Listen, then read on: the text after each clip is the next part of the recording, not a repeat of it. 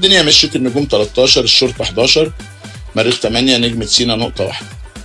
شفنا بقى صور الأستاذ محمد الطويلة رئيس النادي والاحتفالات بصعود الفريق وتمام التمام لحد هنا مفيش مشكلة، إلى أن فوجئنا بأنه لعيبة اتحاد الشرطة بيحتفلوا وهم ما صعدوش.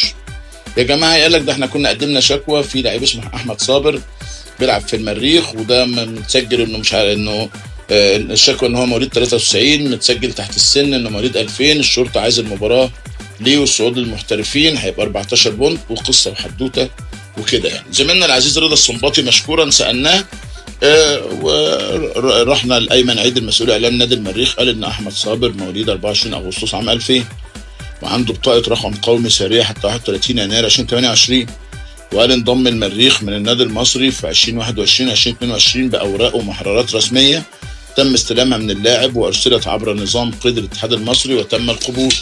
وقال اللاعب انضم المريخ بصفته لاعب محترف وزي ما كان عقده مع المصري، وتم قبول قيده مع المريخ بتاريخ 29 سبتمبر 2021. قال اجراءات القيد باوراق رسميه صدرت من الاحوال المدنيه وتم قبولها من جانب الاتحاد المصري. قال احنا مش طرف في اي شكوى، احنا عندنا عقد رسمي باوراق من الجهات المختصه. المحررات الرسميه دي مسؤوليه اللاعب واسرته، هم المسؤولين عن تقديم المستندات الرسميه من الجهات المختصه.